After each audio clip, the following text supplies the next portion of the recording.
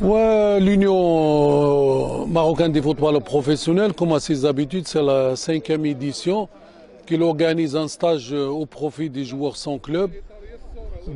Avec cette année qui est exceptionnelle avec le Covid-19 qui a perturbé la vie de tout le monde, c'est notre premier stage pour préparer les joueurs qui sont sans club pour le mercato hivernal, vu qu'ils n'ont pas trouvé de club au début de saison et qu'ils vivent dans une situation très difficile, mentale, sociale et tout ça. Il faut les soutenir, il faut les aider. C'est ce qu'on a fait financièrement.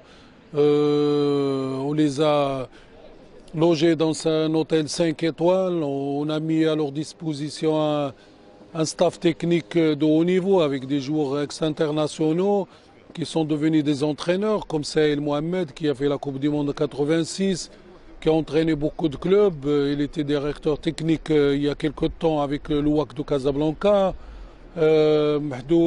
Mourad Hadioud, ex-international, qui a joué dans le championnat bulgare et le championnat allemand, plusieurs clubs au Maroc, l'équipe nationale du Maroc. C'est le vice-président de l'Union marocaine des footballeurs professionnels, Hicham Mahdoufi, ex-international et qui a été aussi professionnel, Mohamedina, ex-gardien de but de l'équipe nationale, qui s'est occupé des gardiens pour ce stage, pour les joueurs qui sont sans club. On a essayé de limiter le nombre à 24, 3 gardiens de but et 21 joueurs, parce pour respecter les mesures sanitaires, pour être dans les normes, parce qu'on sait bien que c'est une période très difficile et c'est une pandémie qui est vraiment très contagieuse, très difficile à vivre. On essaye de le soutenir vraiment. Pour cette édition, comme l'année dernière aussi, on a fait appel à un coach mental qui a fait 2 séances avec les joueurs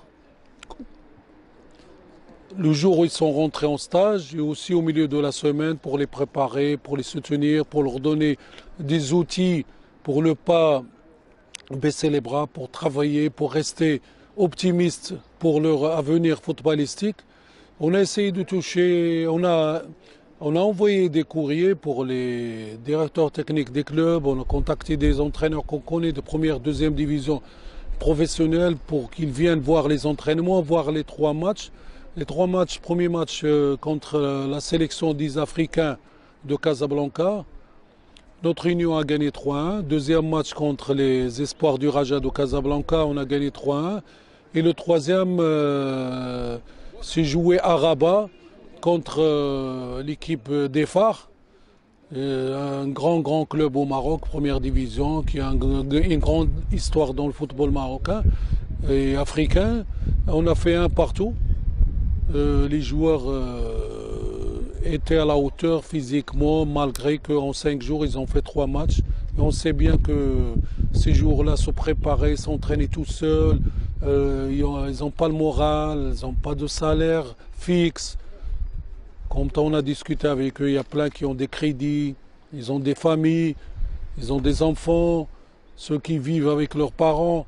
C'est vraiment très difficile, on se met à leur place. Et on leur a donné beaucoup de conseils pour leur montrer qu'on est là pour eux, qu'on sera toujours pour eux, on essaiera de les aider au maximum. C'est leur union, c'est leur voix. Et on essaie toujours d'être présent, même si le stage va finir. On a passé 8 jours parce que le mercato s'est ouvert le 17 ou le 18 janvier. Il va être clôturé le 5 février. Et on est content, très content, parce que déjà là, avant de la fin de ce stage, 3-4 jours après ces 2 premiers matchs, on a eu 4 ou 5 joueurs qui ont trouvé des clubs. Et la suite, ça sera aussi positif parce qu'on a des contacts avec d'autres clubs qui sont intéressés par d'autres joueurs. Je remercie la FIFPro, la division Afrique, qui nous a donné les moyens pour réussir notre action, qui est humaine, qui est noble, en faveur des joueurs, parce que c'est grâce à ces joueurs-là qu'on existe.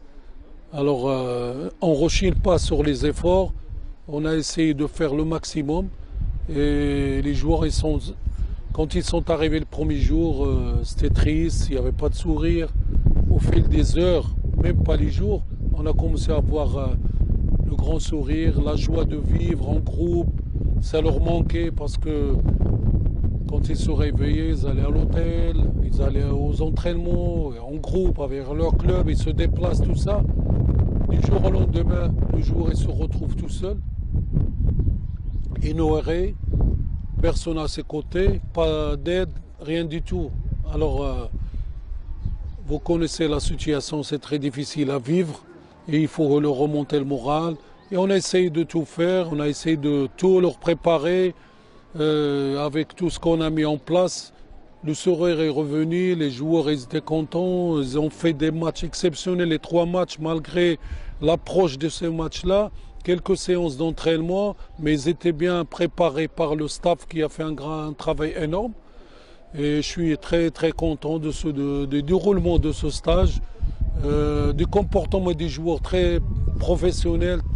Ils étaient à l'écoute, souriants, respectueux de tout le monde. Et voilà, la mission n'est pas finie.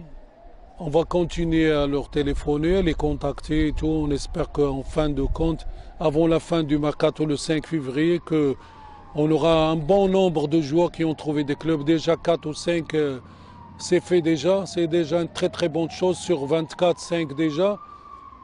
C'est pas mal, mais on peut faire mieux encore, Inch'Allah.